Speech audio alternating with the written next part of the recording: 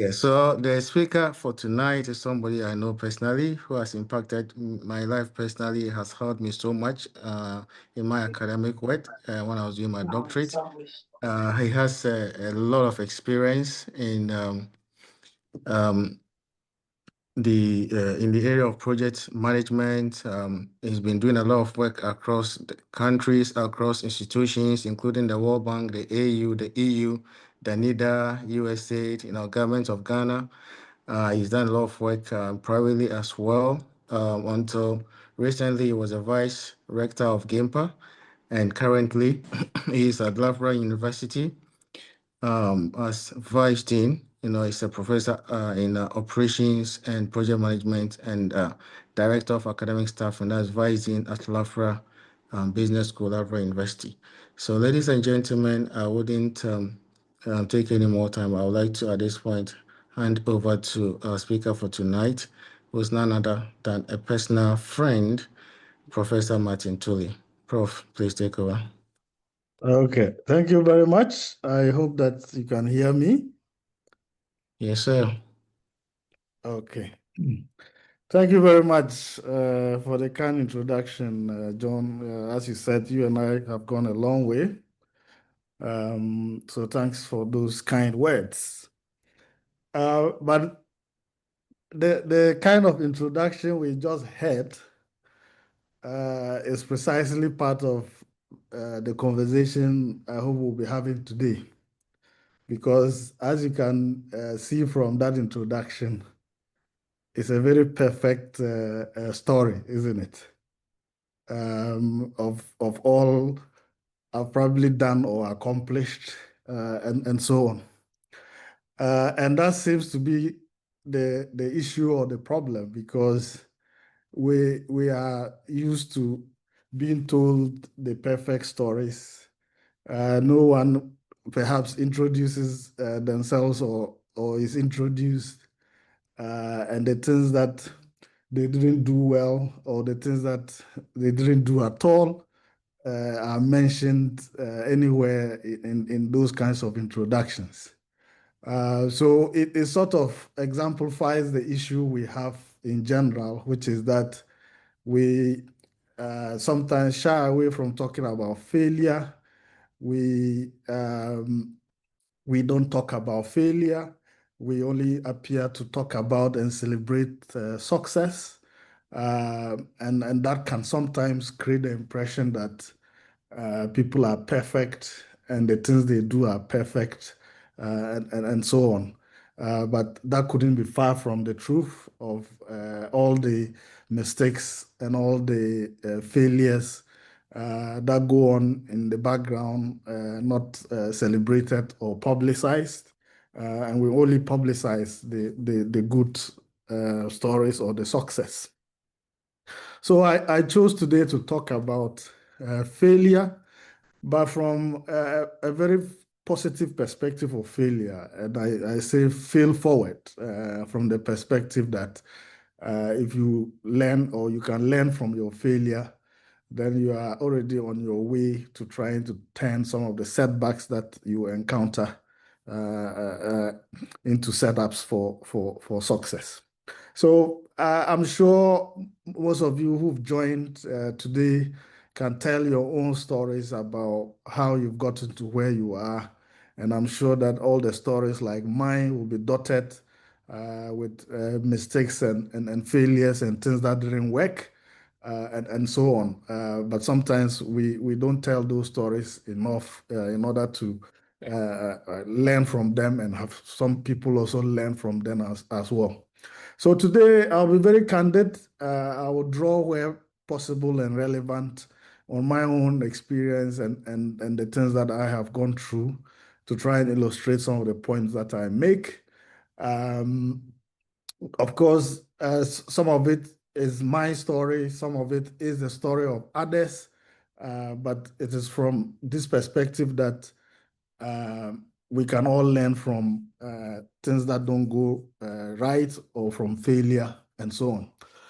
All right, so I'll provide a little bit more context. I'll talk briefly about this idea of failing forward, which I think The failing forward embraces or encompasses embracing failure and mistakes and also learning from failure and mistakes. I'll then move on to talk briefly about building resilience and how we can then move from setbacks and use those as setups to success. And then I'll share some concluding remarks. So I hope this won't be a long conversation or discussion, but I just wanted to highlight a couple of things today for our discussion. All right.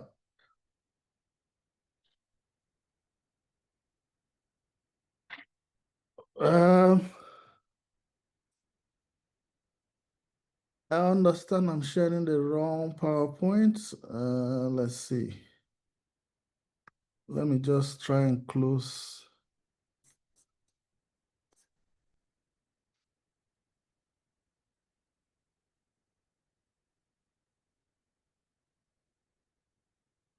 John, are you able to confirm for me whether is the right slide showing now?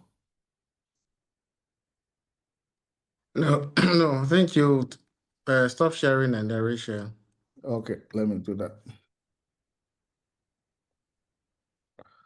Decision. And then how do you make right decisions? And the answer is experience. And how do you gain experience from making wrong decisions? Which is interesting because when we are talking about the success, I don't think that we tell the story about the wrong decisions that we made and things like that. So, I wanted that to be a starting point of how, when we tell the polished stories, we are not able to highlight some of the imperfections or failures or mistakes that essentially lead us onto the success stories that we tell. So I'm hoping that we'll be able to address a couple of things today. One is, how do we embrace failure and mistakes to help us achieve future growth and success? I'm hoping that we'll also try and talk a bit about how we normalize failure and mistakes so that it is not seen as something not to share, and so that it can help avoid the sort of polished stories we tell all the time. And of course, uh, in order to embrace failure and mistakes, we also need some kind of mindset that allows us to at least, ask the question, what is the worst thing that can happen from some of the actions or initiatives that we embark on and so on. Now, it's important that we be clear from the beginning what we mean by failure and mistakes and so on. From my perspective, I see failure essentially from the perspective of a state or a condition of not meeting desirable or intended objectives. So if you fail to achieve your desirable, um, or intended objectives, then there is some element of failure there.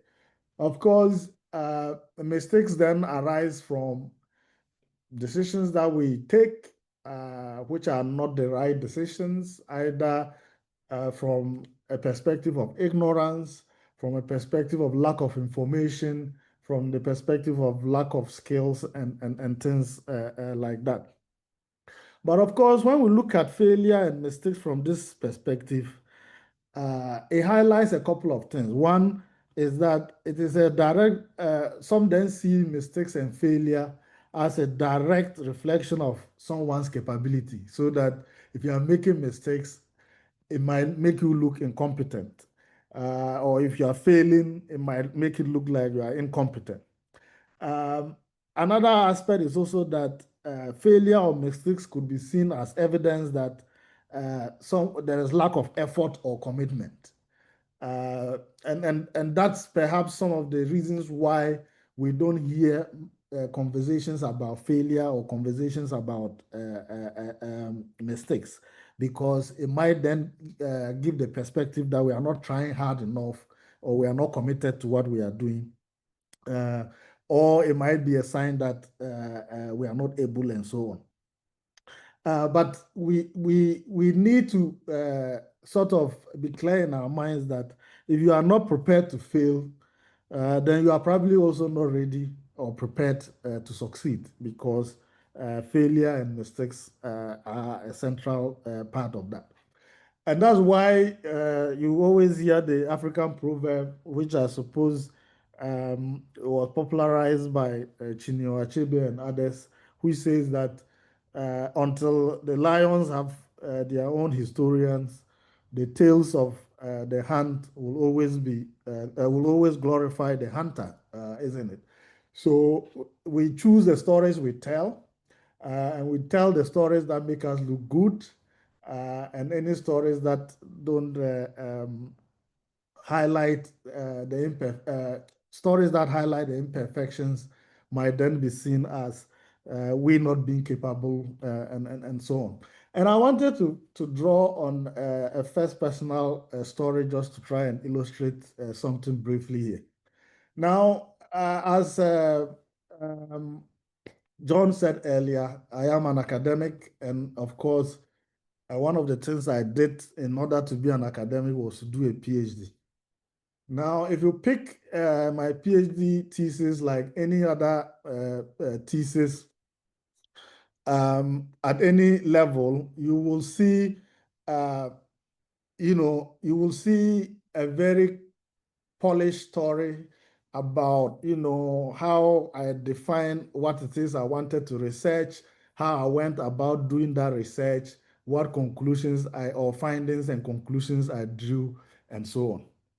So you pick that PhD thesis and it's a perfect story. So imagine someone starting the PhD day one, and one of the PhD theses they read is mine or something similar. It will give the perspective that, right from day one, I knew what I was doing.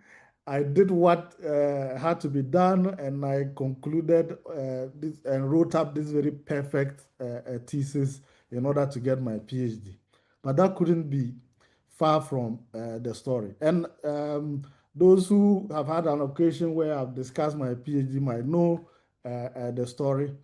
Uh, and this is the story of my PhD. Of course, I wrote to this professor in Hong Kong, sent him a proposal of what I wanted to study for my PhD. He interviewed me and said, "Okay, you can come start your PhD." Now, the very first day I arrived in Hong Kong to do my PhD and had my first meeting with my supervisor, the very first things to come out of his mouth were that, "Oh, your proposal demonstrated to me that you can put together a problem or define a problem, but your proposal is actually not feasible within the context of Hong Kong." And you can imagine what was going on in my mind, because I have traveled all the way from Ghana to Hong Kong to start my PhD on a topic that I've been reading around for, a couple of months prior to that. And to be told in my first meeting, for example, that this PhD is not going to work, or this topic is not going to work. And not that my supervisor gave me another topic to go on with. He said, "Go read around. When you decide what it is you want to do, come back." Of course, I went reading around, came back to him and said, "This is what I want to do." He asked a couple of questions and said, "Okay, go put together a proposal." I went, worked on this for almost 6 months. And by the 6 month, when I thought I'd done with the proposal, sent it to him, I didn't feel very right about it. And I always say to my colleagues and people doing PhD that the PhD is hard on its own for you to be doing something that you don't like or you are not very passionate about. So I said to him that I don't think I want to spend my next 3 years doing this kind of topic. And he was very surprised because he thought it was a good topic, but I wasn't feeling the topic, and so on. So I went away again for another 3 to 4 months before I eventually settled on the topic that I did as my PhD and so on. But so you can see that I spent almost a year trying to decide what it is I was going to do. The first thing I started with wasn't going to work. The next one I chose wasn't going to work. And I eventually then ended up with a topic that I was comfortable with and pursued as my PhD. But if you pick my PhD thesis to read, you are not going to find any of this, which is a bit unfortunate because it gives the impression to people that you just start and you succeed, which is not how PhDs work, particularly PhDs that you have the flexibility to choose your own topic and so on, unless you are working on an already defined project. And even then, there are still a lot of things that you do which do not go as expected. So we need to be a bit circumspect about the stories we hear, about the stories we read, about the perfect CVs we look at, that there is always a lot more to the stories than are visible and we see. And of course, these days is not helpful with social media and so on, where everyone is trying to tell that perfect story, and we are buying it and putting a lot of pressure on ourselves and on our families and children and so on about the pressure. And all it is to succeed, not that you might have to make some mistakes, you might have to fail, and then it is more about what you do with these failures and mistakes and so on. And I wanted to emphasize that. So in failing forward, then I wanted to highlight a couple of things. The first is that I want us to, redefine failure and mistakes and our attitude towards failure and mistakes. And this is not easy because a lot of us have grown up um, being told about the need to succeed and then and the success being the important thing, and no one is prepared to accommodate failure or even have a conversation about failure and so on, which is a bit unfortunate. We need to embrace and look at failure as an opportunity that helps us learn, as an opportunity that gives us a lot of insights into what actually doesn't work, so that we can now help refine our approaches, refine our way of doing things on our way to being successful. So failure has to be seen naturally as part of succeeding. And I'm sure a lot of us have, know about some of the very famous stories about failure. One of it is about Thomas Edison. Those of you who know the story about the guy who essentially developed, the light bulbs and so on that gives us lights and so on. And when he was told that, he's done this a lot of times, he said, "I have not failed based on all the other ways he tried that didn't work, that I found 10,000 ways that won't work." And that is his attitude towards failure. We all probably know about Michael Jordan. I think when you mention Michael Jordan, those of you who know him know about his success in basketball and so on. But this is the way he puts his success. He says, "I have missed more than 9,000 shots in my career. I've lost almost 300 games. 26 times I have been trusted to take the game-winning shot and I missed. I've failed over and over again in my life. And that is why I succeed." Because he has done it all. He has done all the ways in which to not win a game, to not get that shot right, and therefore has discovered the best ways in which to do this. So another one, J.K. Rowling, who wrote all the Harry Potter books and so on, also says it is impossible to live without failing at something, unless you live so cautiously that you might as well not have lived at all. Because that is what is going to happen. if we live our life trying to avoid failure, you are most likely not going to live a fulfilling life, and so on. And as Albert Einstein also says, failure is success in progress.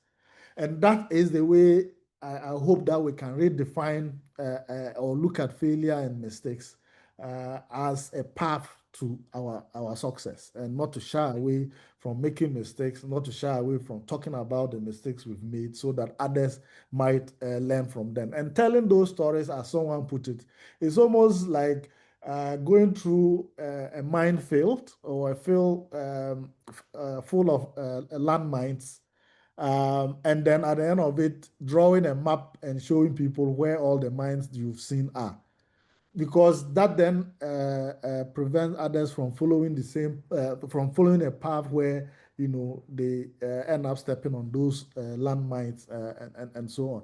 But of course, the one might be failure to one, might not be to another, and we need to also recognize the individuality in that, and so on. And embracing or looking at failure from a different perspective also helps us to adopt what is sometimes referred to as a growth mindset, which is viewing challenges, sorry, as chances to learn and foster growth mindset, which essentially avoids the negativity, and look at what the positives or lessons we can get from the failures that we encounter. And of course, by doing so, failing and recovering over and over, it also helps build our confidence, and it also helps build our resilience, so that we are able to work towards our goals. Now, it's also important, or what is most important from failure or mistakes is particularly the lessons that we can learn from them. I'm sorry.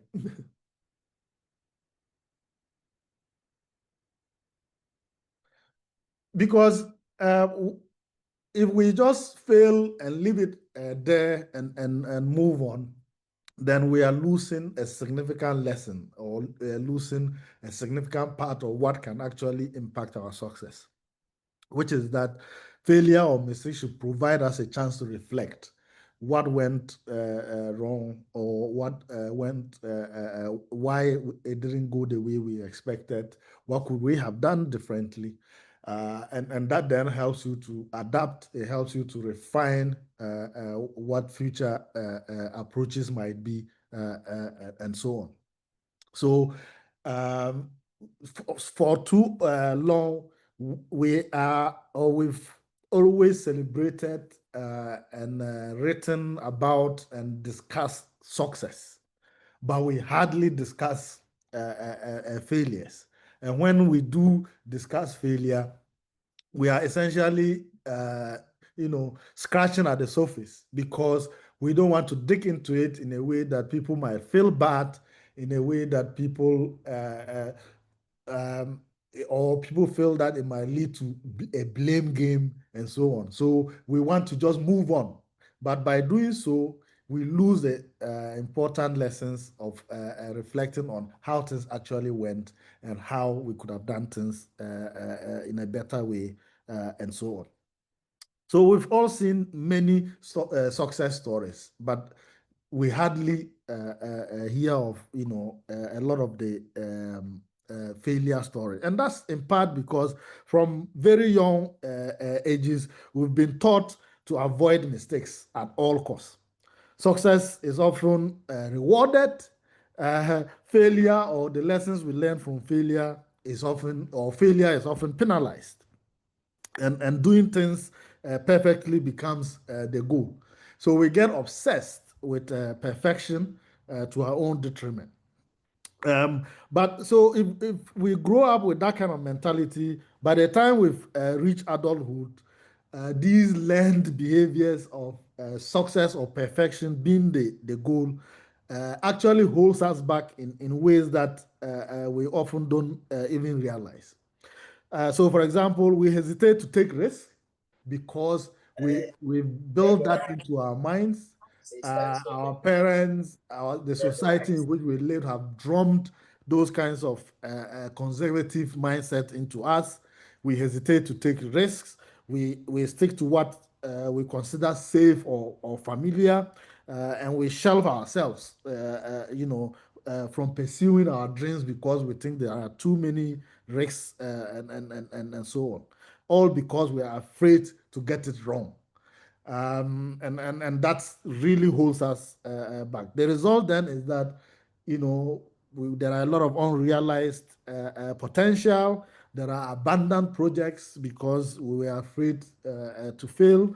And the culture that champions perfection is rather celebrated, and conceals this idea that, what is success might actually always lie between the very messy mistakes, and what might be the perfect decisions that we see at the end. So it's important for us to understand why certain errors have been made, and by analyzing errors, considering alternatives, and learning from what didn't go wrong can actually gives us the self-awareness that we need in order to foster our growth, and so on.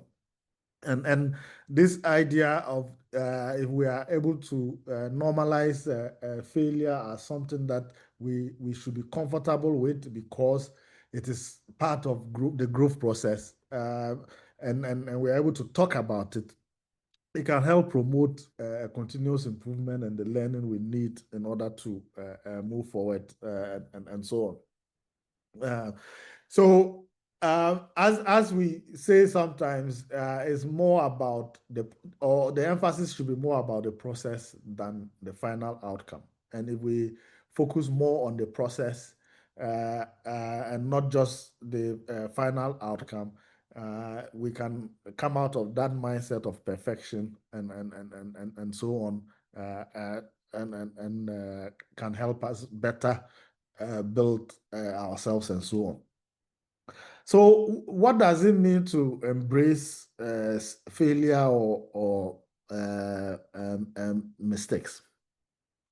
It requires that when things go wrong, that we try to understand what may have caused things not to go the way we expected. So, what are the root causes? And what valuable lessons can we learn from there to inform future actions that we take, and so on, so that we are not repeating the same mistakes, we are not failing in the same way, and so on. And it's important to emphasize that analyzing failure or root causes and so on doesn't mean that you are not going to fail in the future. In me, it only or it helps ensure that you are not failing in the same way, you are not making the same mistakes over and over, but mistakes will still be made throughout your life, throughout whatever business or career and so on. But it is about what do you learn from those and so on. Embracing failure also means that you seek constructive feedback. And I think this is again where we let down ourselves or we let others down because we are not being honest with people. We are I mean, we are not giving people the feedback that can actually help them develop. We are not being honest with them, and so on.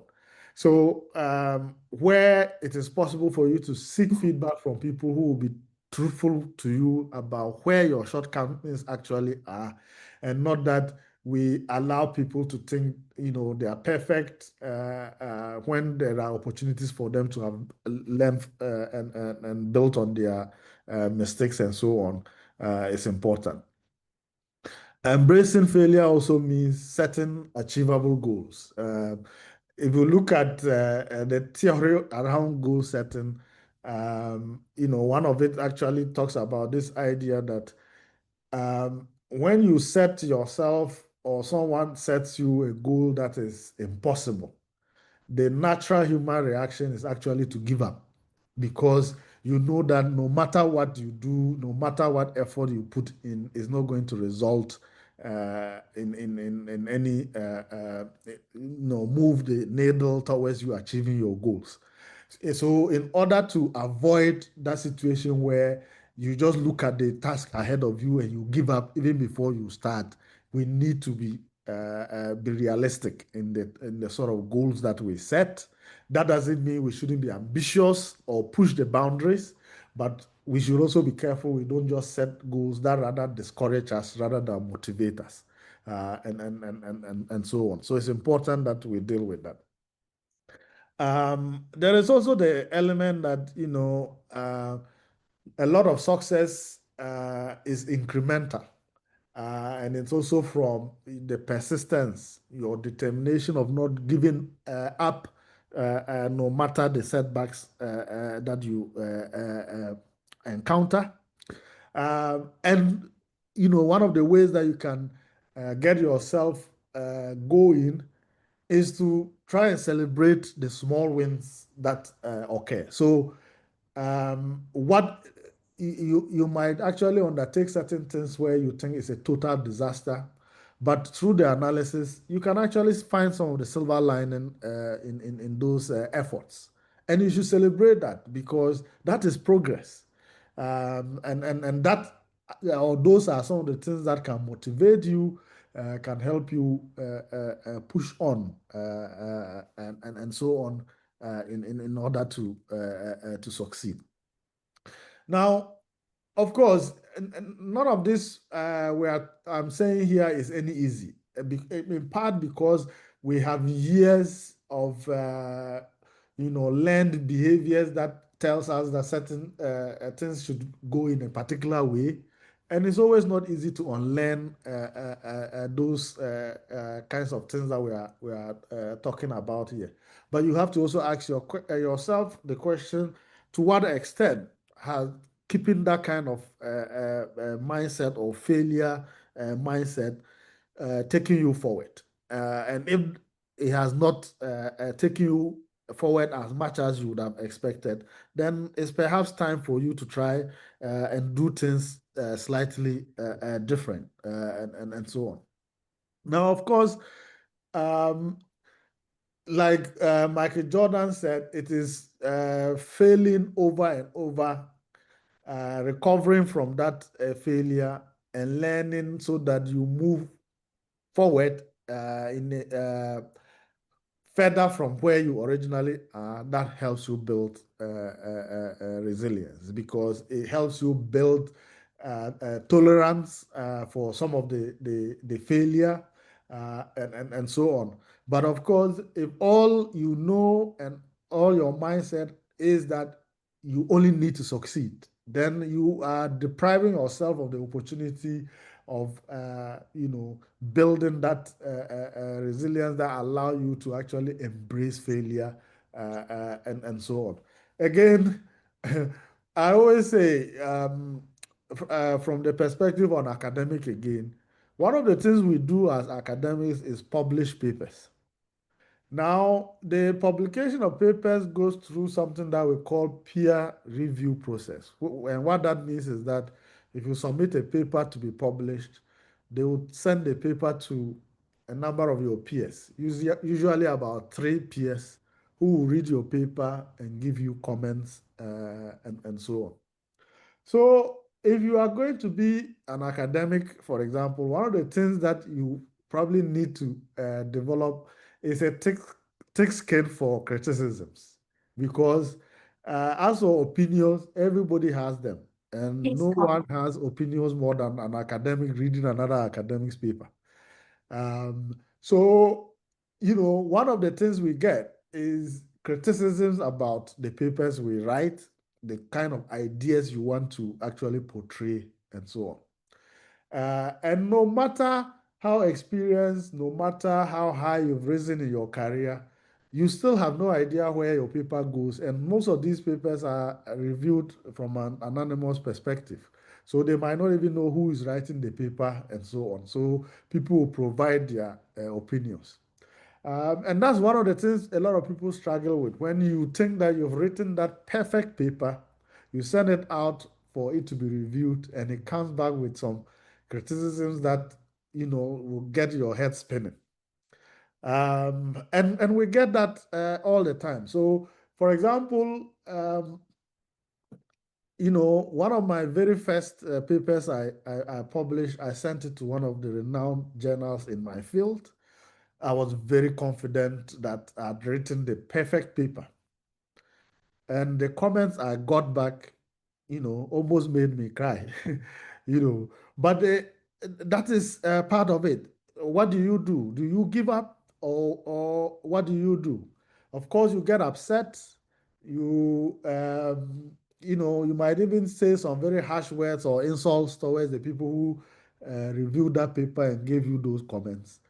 But if you allow time and allow those emotions to settle and you read those comments again, you might actually agree with some of them or most of them, the criticisms that you get. And in one of those examples of one of my very first papers, when I actually, settled and removed the emotions and went back to those papers and read the paper again and looked at the comments the reviewers gave, I sort of agreed with most of those comments that the paper was probably not as perfect as I thought it was.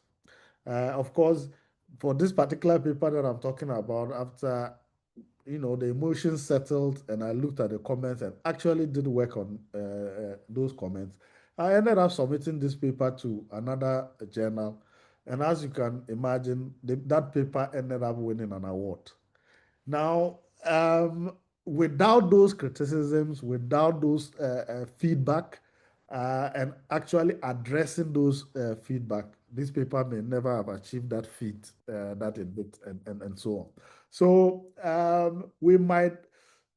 some failure might knock us down so badly um, that it takes us, and for some people, certain failures are things that they never recover from, which is unfortunate. But one of the reasons we might not be able to recover from certain failures is the level of our resilience or our tolerance to failure, and so on. And if we build enough resilience and tolerance to failure, we will be able to recover and bounce back and maybe even do better, and so on. So some of the strategies that help with resistance or resilient building are around setting goals, and as we said, realistic goals for that matter. Having supportive networks, and supportive can also mean uh, you know, the networks around us, whether it is mentors, it is friends, and so on, who can actually be honest with us, people who can actually, be forthright with us and tell us the truth, and so on, not people who will just tell us what we want to hear and therefore perpetuate our own thinking, and so on. We also need to take care of ourselves, particularly when you encounter certain failures. You need time to recover, and you need to also be, um, how do you put it? We need to be a little bit forgiving of ourselves, because certain failures can have us beat ourselves so much that we don't actually recover, or it prevents us from taking uh, certain chances again in the future, and so on. So we need to, or it can lead us to be so pessimistic about certain things that we never attempt them again. Uh, but that won't help us in terms of helping us cultivate that resilient mindset, and so on. So we need to see the positivity in certain in the setbacks, and the positivity from setbacks might actually be the lessons that we learn, so that we know that having learned the lessons from this particular failure, faced with a similar situation in the future, you won't approach it in the same way, and so on. And we also need to look at setbacks as just temporary. One of my favorite statements throughout my life is always this statement that all shall pass. In fact, at some point in my life, I had a dog that I named Shall Pass, because I always look at all the hardship, I look at all the failure, and I was always totally convinced that it is just a phase. It's a temporal point, and all of it at some point will pass. A year or two from there, from that particular setback or failure, you will look back and you won't even believe how much progress you have made from embracing that failure and so on. So it's important that we look at the positive aspect of our failures and so on. So we need to be able to turn our setbacks into setups. And there are several ways in which we could try and do that. The first, as I've mentioned earlier, is around reflecting and not regretting from the failure situations, because the regrets might actually prevent you from learning the lessons that you need. Yeah. So reflect, analyze what went wrong, and what have you learned from that failure or that mistake. And this is the rethink framework or perspective. So you've looked at what happened, how things went or didn't go the way you expected, and you are therefore rethinking how you might do things differently in the future. So that is my first reflection on how you can turn setbacks into setups, because you have analyzed the situation, you understand what went wrong, and what you think you've learned from that process, and therefore you are rethinking your future approaches, your future situations in relation to what happened. Then, as we said, we need to reframe failure and mistakes, see it as feedback, because what it is telling you is that these are the ways that don't work. The failure is telling you that, the mistakes are telling you that, maybe next time you need to rethink the strategy, you need to do something different, and so on. Um, and not look at it as defeat. It is, as we said, failure is what? Success in progress. And that helps you to reorganize, knowing that next time I won't repeat this, I won't do it this way, because I know that that particular approach doesn't really work. And then the consistency. Uh, you need to be persistent, not necessarily perfection, because perfection too can prevent you from moving forward, and knowing that, what actions or reaction you will take will be completely different. And we talked earlier also about this idea of building a support system. You need to surround yourself with mentors, people who perhaps have done some of the things that you are struggling with, people who you know have perhaps succeeded in some of those areas that you are struggling with, and that's the landmine framework that I talked about earlier. People who perhaps and you need to also be careful about what kind of mentors you select, because some mentors might not be forthright with you. They might be telling you that perfect story. So you need to be circumspect sometimes about the kinds of stories you are also hearing. Are you hearing those perfect stories that are avoiding the difficult conversations around the failure or mistakes, and that these are a central part of what succeeding means, that you cannot succeed without having made tons of mistakes or having failed, and whether uh, or how can you actually learn from the failures, and so on. So you need to surround yourself with mentors, with peers, who will be honest with you, who will give you feedback that you can actually learn from, and build on, and that there is no perfect story. There are always things that don't work. There are always mistakes that we make. and there will never be an end to mistakes or failure. The scale of it might be different, the context of it might be different, but in any aspect of success that we achieve, there will always be the mistakes that we made. There will always be things that we could have done better in one shape or form. And we need to identify those and learn from those going forward.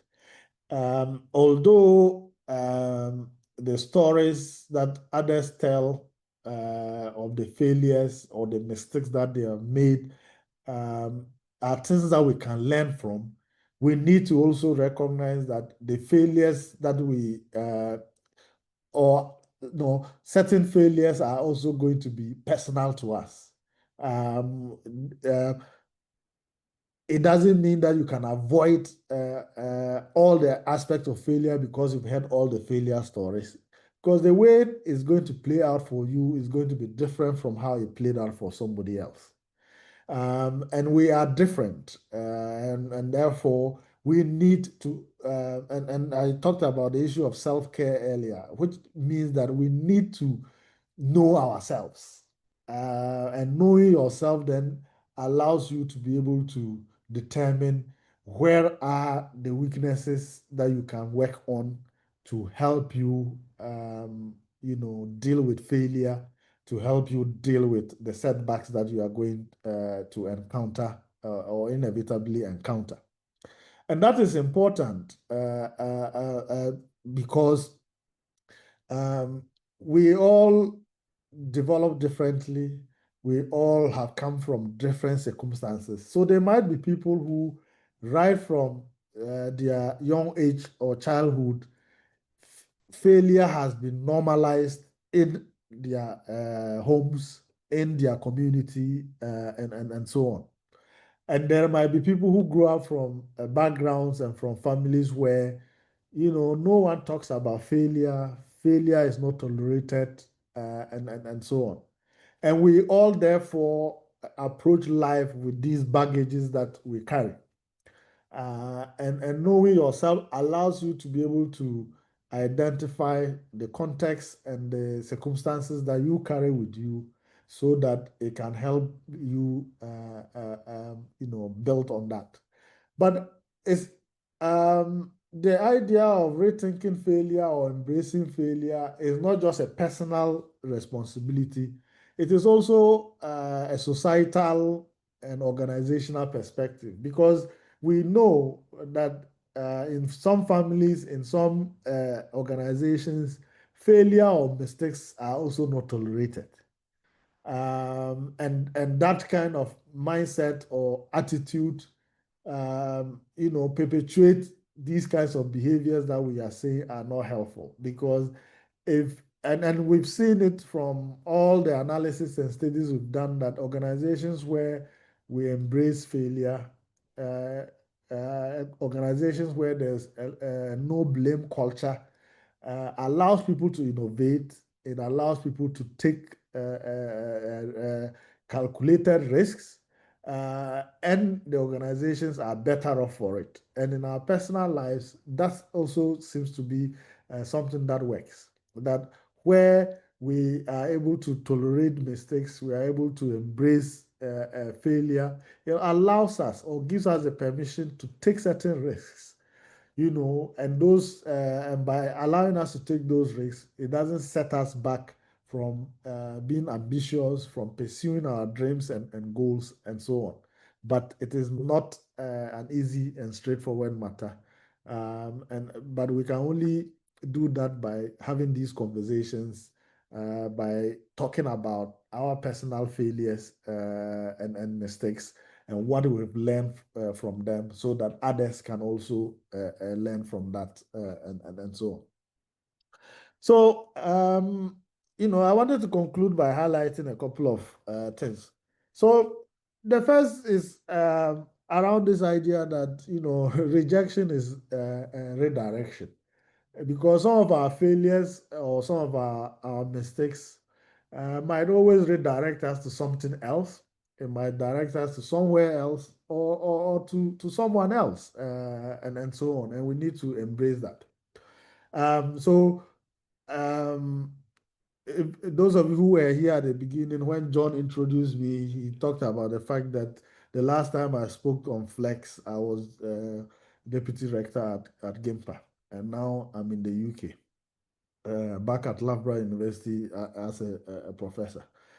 Of course, um, you know, for those who don't know the background, it might all look like, oh, I was deputy rector at GIMPA, and I just moved forward again to Loughborough and so on. But those of you who know the full story will know that uh, going back to the UK or ending up in Loughborough University is perhaps a redirection because, of course, I was deputy rector.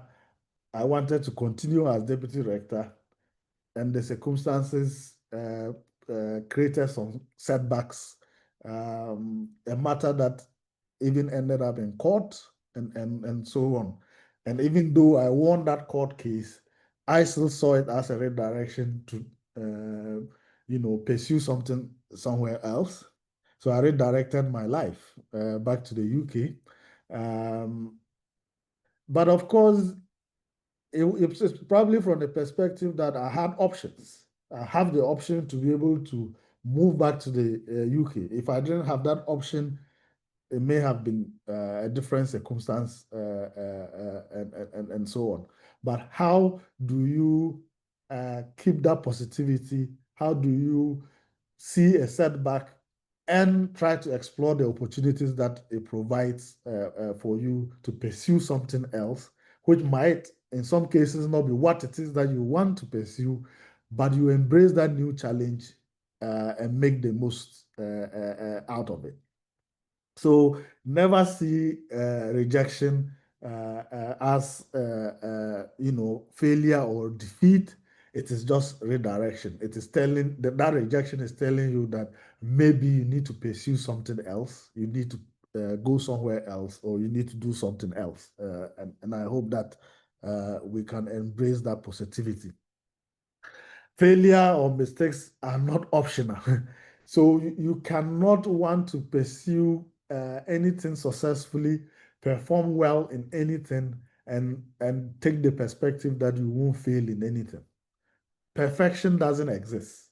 Um, and any success or good performance is built on failure, is built on mistakes, is built on things that do not work, and you persisting and working on those failures in order to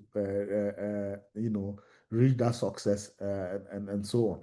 So anytime we see a success story, we need to also understand what else did not work or what lessons made that success possible, uh, so that we don't go away thinking that this is a perfect situation and it just happened overnight, and so on. We need to look at failure or mistakes as our superpower. And as Kim Perel says, every mistake has the power to teach you, to sharpen your skills, and to lead you to breakthroughs that create not just fulfilling lives, but real wealth.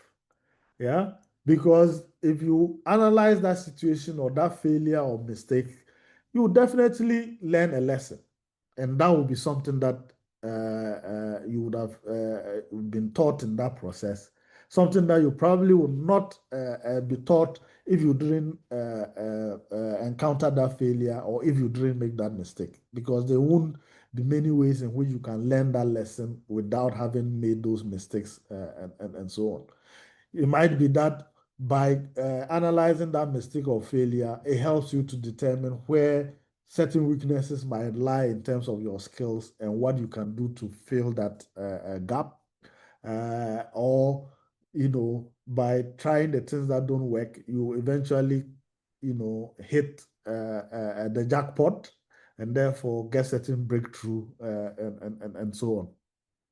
So failure is not an option, but the way failure and mistakes work can actually propel you to success because uh, having learned the ways that things don't work, you are better prepared for the opportunities that come your way, and you are going to make sure you are not repeating the same mistakes.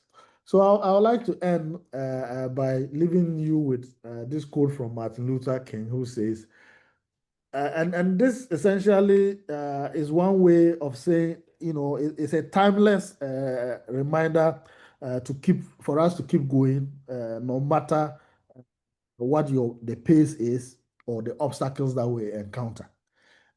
We might not all succeed in the same timeline. Uh, we have our unique circumstances, but the one thing we cannot do is give up because we've encountered failures. We need to persist. And as he says, if you cannot fly, then run. If you can't run, then walk. And if you can't walk, then crawl. But whatever you do, you have to keep moving forward. And we should not allow failure or mistakes to define us for the rest of our lives. Learn the lessons from the failure, fail forward, have that propel you so that you can turn those setbacks into setups for future success. This is what I wanted to share with you today, and I hope that you've learned something from today that can help either yourself, help your family, help the organizations we work in, and more importantly, if you have people that you have certain influence over, particularly children, we should not put too much pressure on our children by pushing this idea of perfection or this idea that failure is unacceptable, and emphasize more the lessons that we can learn, analyze every failure, and see what it is that we can do to improve our future. So thank you very much. Wow, wow, wow, wow. Prof, thank you very much. Thank you, thank you, thank you. That is very powerful, very impactful, very insightful, very inspirational. Thank you so much, Prof. Ladies and gentlemen, I told you that this is also going to be a very powerful session. God bless you so much, Prof. So at this stage, I'll just give you a minute to let it sink in.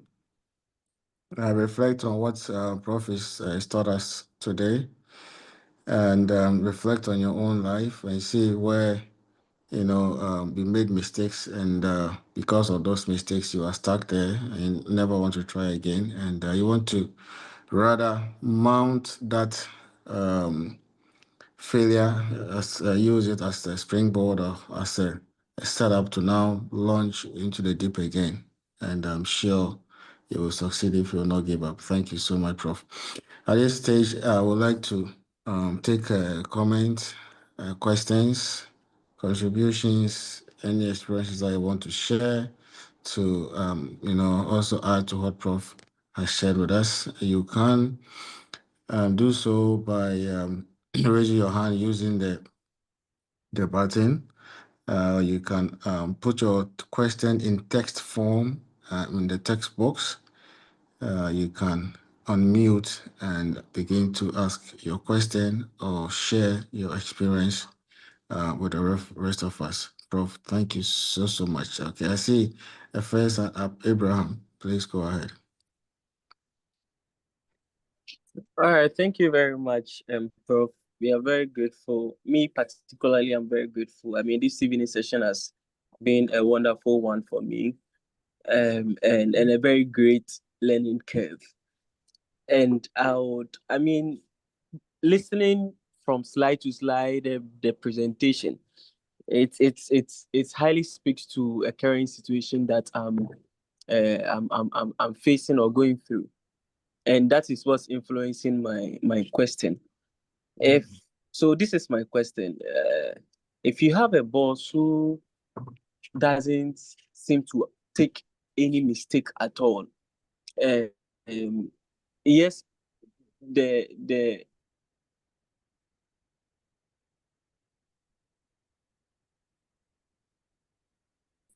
we don't have a perfect in quote seems to portray as a perfect being and doesn't want to accept any mistake at all. Mm-hmm. Any mistake you put up, it's a no for the boss. How or what's going to be your advice on how to handle and go about a situation like this, day in day out, the same reaction when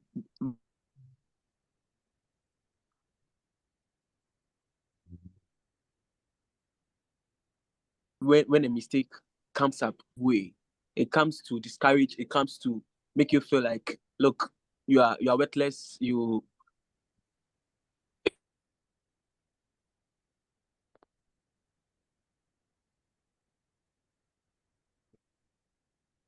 Mhm. I think we are breaking, but I think you are incapable. And so a situation like this, please, how give on how to. all right. So first of all, I think that if you are in a work situation where this is a constant issue of, no tolerance of mistakes, everything you do, the emphasis is on the things that you didn't do well rather than perhaps in some cases the many things you've done right. I think my first reaction might be that this might not be a very good work environment. It will sound like an environment that is a little bit toxic, and if you stay in that work environment, you might lose your own self-worth. It will make you doubt yourself, and so on, and you are not likely to grow from that kind of context or experience. Um, of course, it might this will be a very difficult circumstance because you might not also be in a position to be able to change or influence the view of such a boss or such a work environment. Um, so I would say, you know, that might be a circumstance that you want to get out of if that is an option. Because a work context that puts you down, that doesn't even would say you are doing anything right and everything you do is wrong, is probably not a work environment that you can thrive or you want to be in. So the first option might be to see if that is a circumstance that you can get out of by getting a different job or a different work environment. Where this is not an option, then perhaps you probably need to then develop your own strategies to cope with a situation like that. And it might be that you reflect more broadly on the things you do beyond what your boss might be saying. Are they actually certain positives in what you do that you can celebrate and in order to motivate you to keep going, rather than accepting that everything you do are generally wrong and so on. It might also be that you try and seek a second opinion, which might help support the second point I made. Because if someone else can look at that situation and tell you that is everything you are doing really that bad or that wrong, then it might help you also find ways in which to develop and so on. But the number one preferred solution to a situation like that might be to see if you could get out of that circumstance. But I know that that's not always possible in every circumstance. So the other less good options might be for you to develop coping mechanisms around reflecting more holistic about the things you do, so that you are looking at it from a much broader perspective than just the fact that the things you do are wrong and so on. This might not be a perfect answer to this question, but those are the ones I can think of right now. Thank you very much, Prof. Abraham. I hope that helps. Yes, please. Okay, thank you. Thank you very much. If you have a question, you can raise your hand. I have a few texts that I would go through. From someone wants to know why you are quoting all white people. I think Martin Luther King is black, isn't he? Yes, and I think I also talked about our African Proverbs. proverbs at the beginning, which Yes. yeah. So, but point well taken. Next time, Yeah. I'll talk more about our black people. More African quotes. And I think there are a few more non-African quotes here. Ben puts one there. Ben said, Ben put a quote there by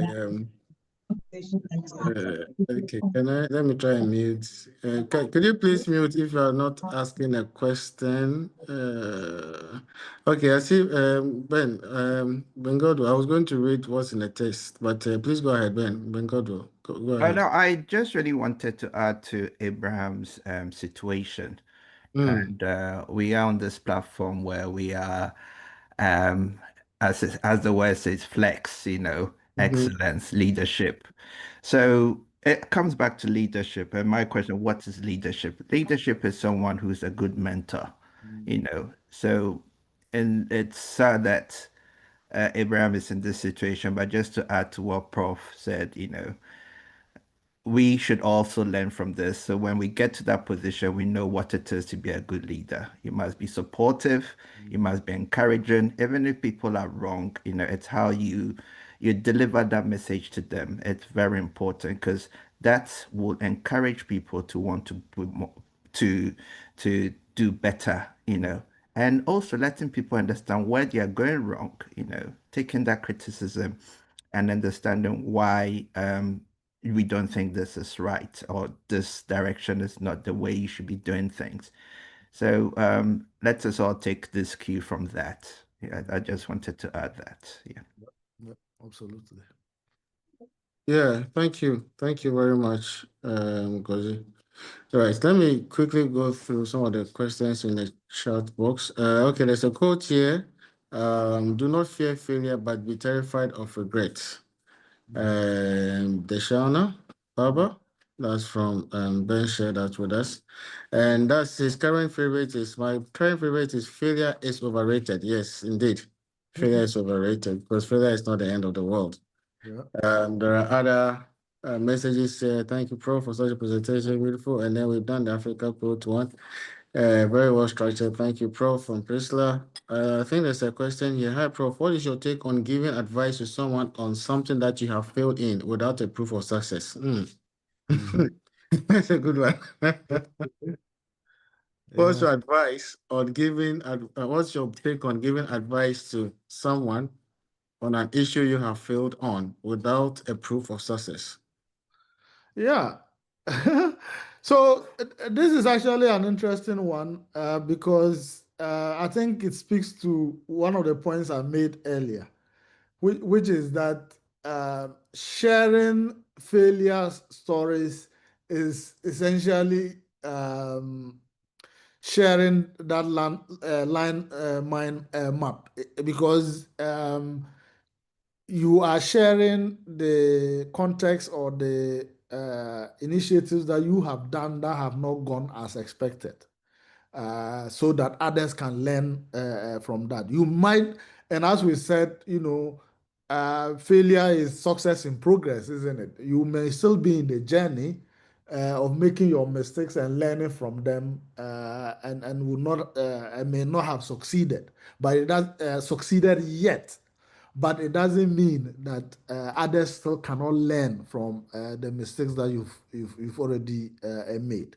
So, I mean, one example could be someone who's made certain mistakes that have landed them in a lot of trouble.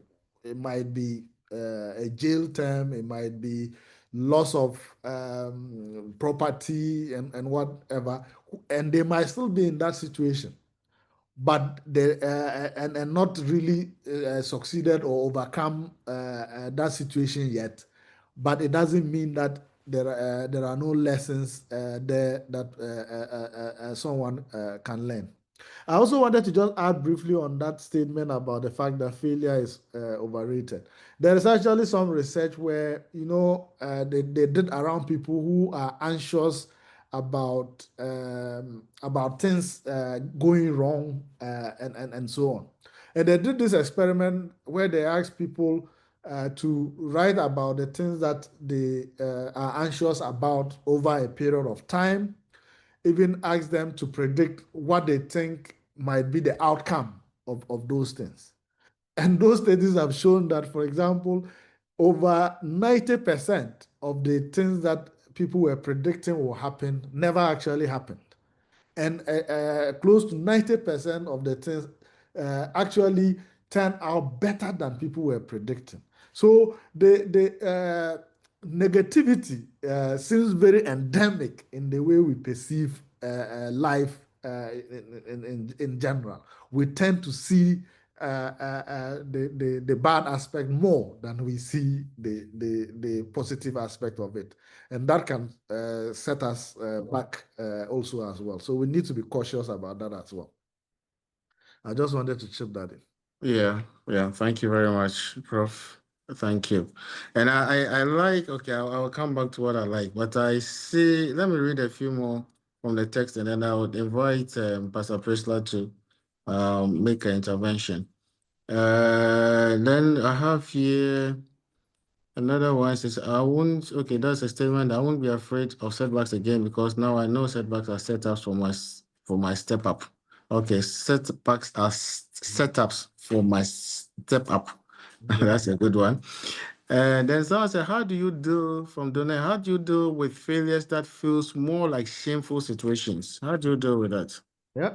And this is exactly the point I'm trying to make from the beginning, that we need to normalize failure and mistakes, because the reason we are feeling shameful about any failure or mistake situation is because we've been made to think that failure is not acceptable or mistakes are not acceptable, and so on. So I hope that we can begin to reorient our mentality towards failure and so on.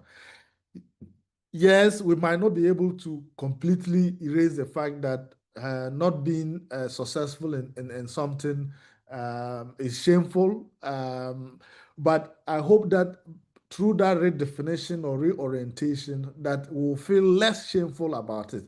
And it's because a lot of people are telling us the perfect stories, so that we then feel that if something is not working the way everybody appears to be telling their stories, then we are a failure and so on. When in reality, a lot of people are going through the same things. They are just choosing to tell a different story from what we are used to. I hope that we can begin to normalize failure and mistakes, so that we don't get to this situation where we are feeling so shameful about this and so on. And when we perpetuate this issue of perfect stories or perfection, what we encourage our children to do, what we encourage our families to do, is to only tell us the good news and not anything about the bad news, because we've created an environment where it is shameful to talk about failure and not to emphasize what the lessons are that we can learn from that, so that we can do things better going forward.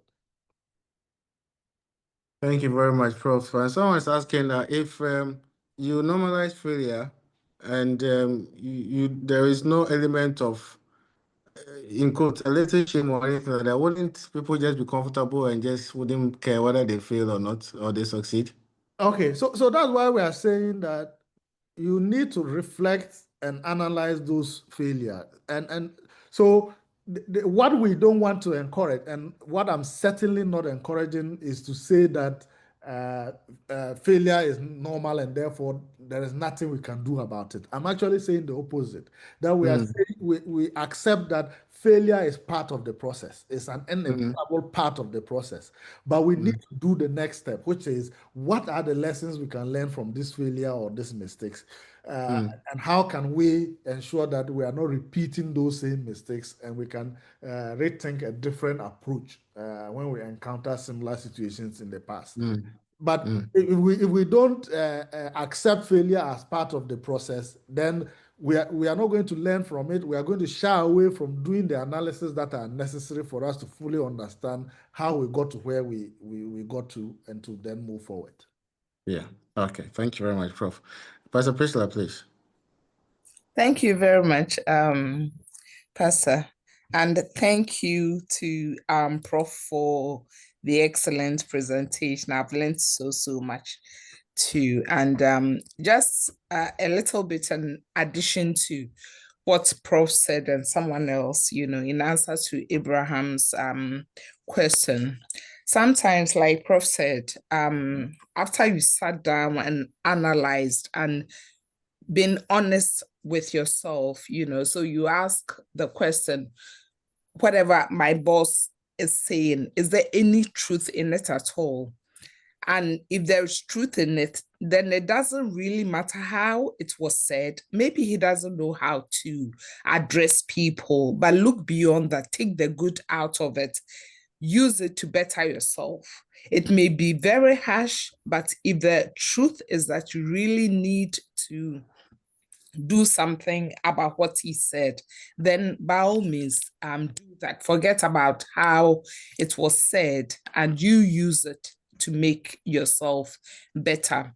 Another thing is sometimes you may have analyzed, you may have done all, and it's just because maybe your boss is immature, your boss is intimidated by the way you do stuff and so on. So there's a lot that perhaps you need to sit and openly, objectively analyze, and then see how best to move forward to help you yourself.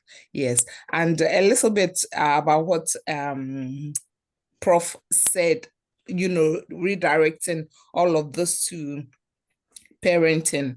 I was so happy you mentioned that, because a lot of the times parents put so much pressure on their children. We make them think that we've never failed before. Stuff that perhaps we have gone through, failed, and now know better. When they fail, we make them feel like, no, you shouldn't have failed. No, why didn't you get this right? That kind of thing. And it dampens their spirit. It doesn't give them that room to explore, to fail forward, to learn. And I think a lot of the time too, it depends on our definition of failure. Failure, we don't have to stigmatize failure if we understand that, like Prof said, it's part of learning. We failed. Show me a child who never fell down trying to stand and crawl and trying to walk and all that. It's all part of life. That's how we learn. The most important thing is for us to teach our children how they could have done better, and give them that room for them to grow, to learn through, all of these processes. So when they get something wrong, let's sit with them. Let's be a little patient with them, sit with them, analyze the whole thing, ask them, what do you think? How are you going to approach this next time? And then get them to see how they could have done, not just to criticize them, but let's be constructive. How do you think you could have done it better? Just so, they're able to be themselves and not be afraid to do stuff, to explore and learn in the process. Thank you. Thank you very much, Pastor Priscilla. Very helpful contribution there.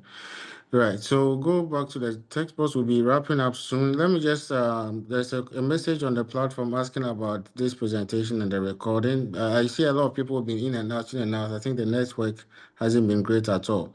So we have a platform, Flex Connect platform. I've put a link in the chat box. You click on that link and you can join the platform. This presentation will be there. The PowerPoint will be shared there as well. So don't worry at all if you've had such challenges with your network. Just click on the link. You can also share the link with other people. They will join the platform and they'll be receiving presentations on Flex Connect and also other personal development materials. There's a question here. Caroline said, great presentation. Thank you so much, Prof. Then there's a question from Anita. Great presentation. How long did it take you to redirect your life career? Well, I mean, so I think one of the things that you is that you see certain signs, right? That things might not be going in the direction that you want. So those will be signs and signals. In my case, as I said, when things were not going as expected, I started exploring my options. What else could I do? What opportunities are open that I could explore? And so on. So I don't want to put a time limit on it per se, but what I want to say is that we need to be able to recognize circumstances where things are not going the direction that we expect, and to be able to explore what our options are. I recognize that in some circumstances we may not always have many options or even any option at all. And that's where we need to draw on our network, draw on our mentors in terms of opportunities that they can point us to. And that's why building your network of diverse people that you can actually learn from, or people who can help you improve, or who can point you to opportunities, is important. If your network is only of people who are at your own level or within your own space, then it might always be difficult when you need redirection, because those people who are in the same space with you might not have as many options as yourself, and so on. So I saw the signs coming quite early, and I started exploring my options. And in this circumstance, I was lucky to find an opportunity that I could take advantage of, and I did. And therefore, I'm making the most out of that redirection that I can. Thank you very much, Prof. So it will be depending on each person's circumstances, what they are going through, and what opportunities or other options are available to them. Someone said, Prof, can you please help me put my life in order to ensure progress? I think you are looking for a mentor. Your name is not there. You can join the First Connect platform. I'm sure through that you'll be able to, get connected with Prof, and he'll be able to give you some advice. Great. Okay, this is about it says, how do you encourage yourself or someone to embrace redirection positively? From Caroline. So I think, as we said earlier, rejection is redirection. You need, I think part of it is reflecting on whether, this direction that you were taking, that things are not going, was that actually the best direction for you, and what are the options? So it's almost like making the best out of the circumstance that you find yourself. So because and then we said the other question is, what can be the worst that comes from you taking advantage of something else? Because if the direction you are going is not working anyway, what is the worst that can happen? The worst that can happen is that the new direction you try to take doesn't also work. But the alternative is that new direction can actually also emerge as a better one. So if you reflect and ask your question, what is the worst that can happen in taking a new direction? I would say the answer to that is, the worst is that new direction might not also work. But you could also ask, what is the best that can come out of it, which is that new direction could actually be your calling, and can also emerge as a better one for you. So if you look at it from that perspective, you might be able to embrace the new direction with more positivity than you can imagine. Because if the direction you are going is not working, then the worst that can happen is that a new direction doesn't also work, but the new direction could also go the other way and work perfectly for you, and so on. Mm. Yeah, thank you very much, Prof. This is a very interesting one. Ben Godwin says everyone's parent was first in class, so who was last? That's how far our Yeah, parents motivated yeah, us. yeah, yeah. So I think it's to that African proverb, isn't it? Because we Yeah, are telling the story from our perspective. So you go and find their teachers and ask them how they did it. They will tell you a completely different. But I think the point he makes is a very important one, because we yeah. sometimes think as parents that if we tell our children that we were the best students, they will perhaps aspire to be the best. Mhm, But what mhm. we fail to understand is that they might actually be struggling, and what they need is just that assurance that things might not be going well, but there are lessons that they can learn from the things not going well to make things perfect. But Yeah. if we sell only the perfect story to them, then they might think that the only thing that works or is acceptable is the perfect story, and that might actually set them back. So Mhm. we need to be a bit realistic in terms of the expectations and the stories we tell. Yeah, that's great. Mm. Absolutely right, Prof. Okay, so I would surely be giving the last contribution to Ben, and then Prof will give his closing remarks and will bring the session to a close. Before we do that, I'll put on the chat box a link to Flex Connect platform. Please connect with us. You receive the PowerPoint and the recording of this evening session, and you'll be receiving other personal development materials. God willing, on the 28th of September, we are on again. We are on every last Sunday of the month. And the next topic we're going to be looking at is in connection of is how you can take advantage of AI in building an online business. It won't just be an online business. We also learn some other business principles that would help you. If even if your business is not online, it's going to be helping you. The focus will be on businesses, and then we'll look at online businesses and how, if your business is online, how AI can help you. It will be presented by my own good friend Benjamin Godwell and Kofi Fosin, experts in IT, who are going to be helping us in the next Flex Connect session on the 28th of September. So let's look forward to it. Let's tell friends about it. Let's tell people who know who are running businesses or aspiring to start their own businesses to connect with us and join that session on the 28th of September. Someone put on the eye to everyone. From your presentation, I have had this perception that I don't fail. I either win or learn. That's a very good one. You don't fail. You either win or you learn. So Ben, how do I get the recordings? Please connect with us. You can click on the link. You'll join the Flex Connect platform. We'll be putting the recording on that platform and the PowerPoint presentation as well. So before Prof gives us his closing remarks, Ben Akwe, your hand has been up for a while. I'm sorry about that. I wanted to read all the messages first. So please, I have the floor now. Wonderful and Prof, really wonderful presentation and commentary.